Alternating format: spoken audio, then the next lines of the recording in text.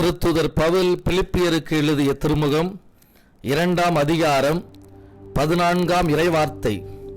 முணுமுணுக்காமலும் வாதாடாமலும் யாவற்றையும் செய்யுங்கள் என்ற இறைவார்த்தைகளுக்காய் நன்றி இயேசுவே.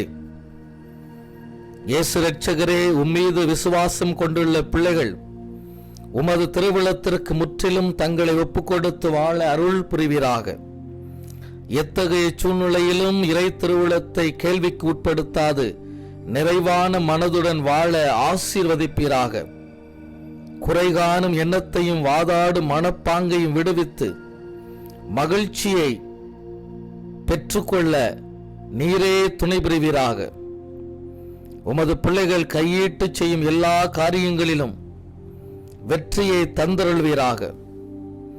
இயேசு கிறிஸ்துவின் இனிய நாமத்தில் ஒப்பு கொடுத்து மன்றாடுகிறோம் எங்கள் நல்ல பிதாவே. ஆமென், ஆமென், ஆமென். வாழ்க, வாழ்க.